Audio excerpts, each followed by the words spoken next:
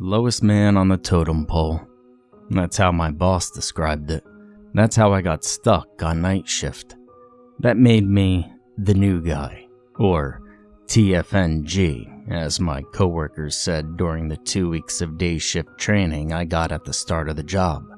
I'm a junior network administrator, right out of college, riding on a friend of a friend's recommendation. I was responsible for making sure everything stayed the same overnight. All the little red lights stayed on, and the green lights stayed green. I had very little idea what I was doing, but in government work, the one thing you could count on is that the task is documented somewhere, usually on paper, in a binder. I'd done PC tech support for a few years during college, but had never worked with network gear before. If my resume isn't outright false, it definitely stinks of cheese. The office is 30 miles inside the gates of a military base. The speed limit is 30 miles per hour, and the MPs will write tickets for 1 mile over. It's a straight road, no hills or curves, only scrub pine for 30 miles. The gates are only 5 minutes from my apartment, which makes the 1.5-hour drive even more infuriating. The building itself is bland in a way only 1970s-era government buildings can be. A long, low building, brick walls pierced by narrow, energy-efficient windows. My shift is Sunday through Wednesday, 1800 until 0800 Sundays and Mondays, 2000 until 0800 Tuesdays and Wednesdays. Mandatory overtime.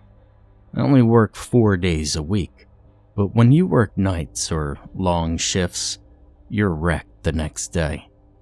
I have no social life to speak of, excluding League of Legends. My roommates all work day shift and are usually gone to work when I get home, and out partying when I wake up. Did I mention I worked completely alone? That's not entirely true. My shift overlaps with a coworker's for an hour. In the short time Dan and I see each other, we spend the time going over activity logs and any issues he thought might crop up overnight. Other than work, Dan and I had nothing in common. He was in his 50s, with a bushy beard, thick glasses, and a penchant for plaid shirts and overalls. He'd worked in the network operations center since he was 18, and would likely work there until he retired. Sunday nights are the hardest, and after the long drive in, I badge through 4 sets of security doors into the dark cave of the NOC, drag up a chair next to Dan, half pay attention while he mumbles over a few things, since he had been there for 12 hours and wants to leave as much as I do. And just like that, he's gone. Now, I couldn't blame Dan for not wanting to be there. The NOC is lit only by its screens, 3 large projector displays, and dozens of monitors. The room is in the middle of the building, with no windows. 3 rows of low-carpeted cubicles fill the room, with a bank of monitors just below the projector displays. And the rest of the building is on low power overnight, which means only 1 out of every 4 banks of lights were on. The rest off and sometimes flickering and buzzing. The MPs patrol the building once a night, around 0200. They can't get into my area, or at least they don't. I learned their schedule the hard way when they went into the restroom I was using one night. They laughed when I screamed, so I stayed in the stall until they left. The restrooms were, of course, at the other end of a very long hallway, past dozens of dark, open doors. I've considered peeing in a soda bottle instead of making that walk. The day shift people have decorated the halls with all manner of pumpkins and scarecrows and zombie heads. Earlier this week, I made my way to the restroom. Only every 4th light was on in the hallway, the dim fluorescence revealing a stale institutional green. I walked past all those dark doorways, steps echoing off the hard tiles. And then, out of the corner of my eye, I saw a life-sized glowing green skeleton. Its eyes lit up and it shouted, "Trick or treat," at me. I hate this place during Halloween. The base is located in an area that is prone to get massive thunderstorms, including tornadoes, nearly every week during autumn. A big storm hit just a few nights ago. I had the Weather Channel pulled up on one of the overhead projectors, and with the sound off, I watched the weather alerts crawl by. In the NOC, the storm was a slight increase in the ambient noise. Something new, apart from the whirring of the ventilation system and the hum of computers. And then, at 2:45, an alarm went off. "Well, shit," I said. The alarm was old, an actual light on the wall, with a buzzer, not part of our automated systems. I grabbed my white protocol binder, found nothing, went to my manager's desk, and looked through his stack of PBs. Nothing. "The UPS has a fault," my boss, Mike, said when I called him. "Go down to the battery room and check the board. It probably caught a surge from the storm. There's a reset button on the board. Mash it, and it'll turn the alarm off." Mike was another lifer.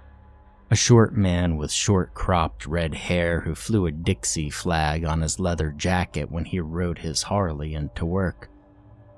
"Okay," I said. "And kid, don't touch anything. I mean it. All that shit's on DC power. If you get zapped, you'll fry to jerky before anyone gets to you.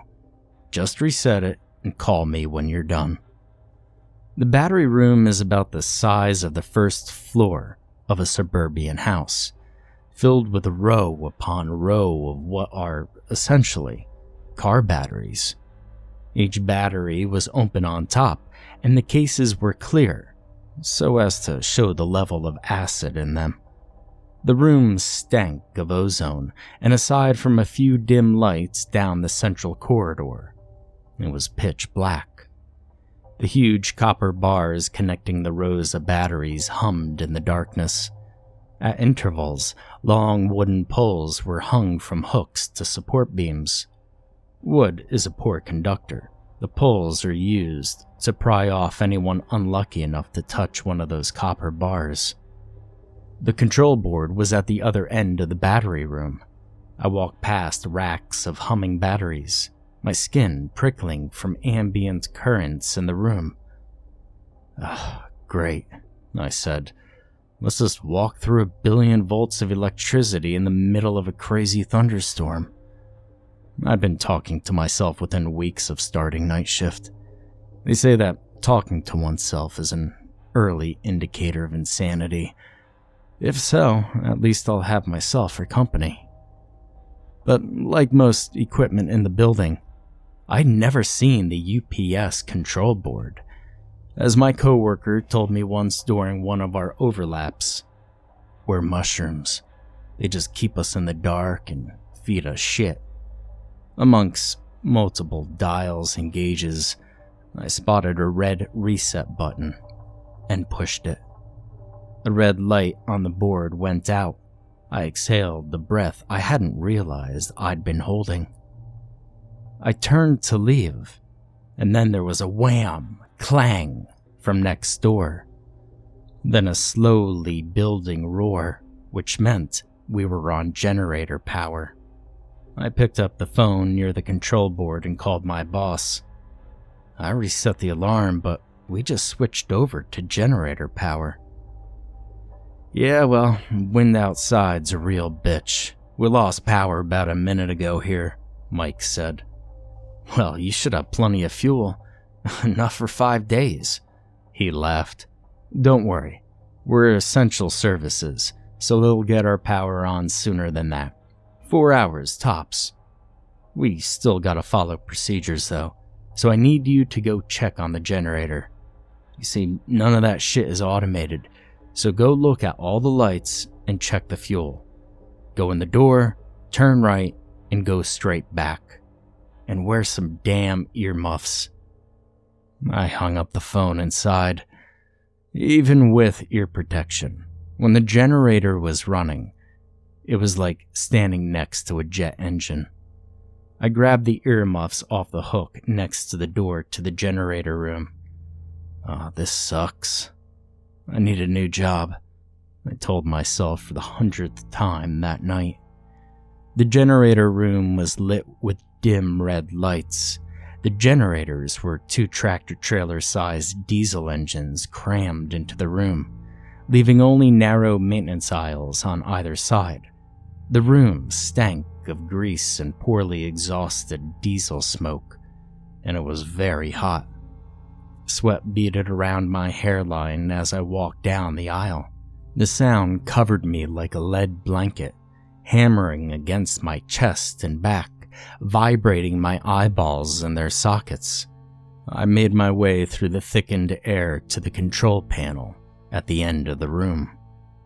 "Fuel gauge looks good. All lights green," I said as I scribbled the readings into my notebook. And then, something touched my neck. I may have screamed, but it was impossible to tell in that room. Now, I've got a confession. I'm scared of spiders. Well, not so much scared of as utterly revolted by. When I felt the first touch, I instantly visualized a huge black spider crawling on my neck. I flipped, did the spider dance, brushed the back of my neck a dozen times. Hell, I shook my clothes, I spun around in circles, nearly knocked my earmuffs loose, said a lot of bad words, and after a few seconds of this, I realized there was no spider. "Shit," I said and bent to pick up my notebook, and then something pushed me. I stumbled forward, away from the control panel. I spun around, and there was nothing. What the hell? I frantically looked around me. I was alone, still trying to see both in front and behind me.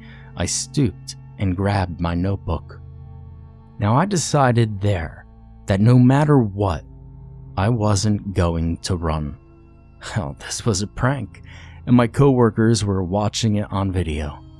It would probably get 1 million hits on YouTube. "It's great to be the new guy, you assholes," I shouted, even though I couldn't hear myself over the din of the generator, and I knew nobody else could either. I walked down the tight corridor beside the generator, toward the door. The whole way, I felt little pluckings at my clothes, like something pinching and pulling, but only for a second at a time. I yanked the door open, I stepped through, and slammed it shut. I pulled the earmuffs off and threw them on the floor next to the control board. I was covered in sweat and my ears were ringing, despite the ear protection. I then wiped my face with my sleeve and started walking past racks of batteries. Then I stopped.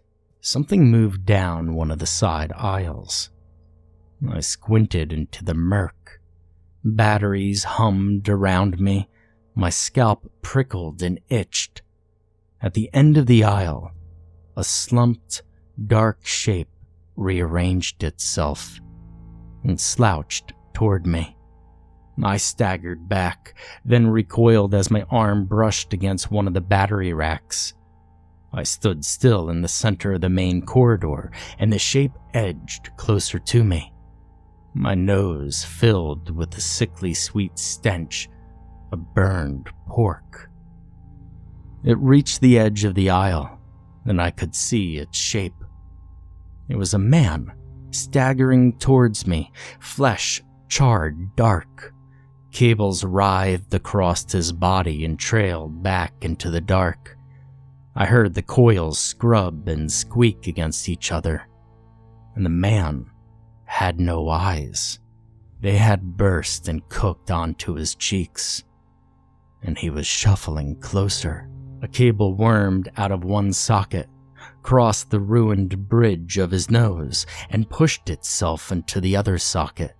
And for a moment, I could realize I could read the print on the cable.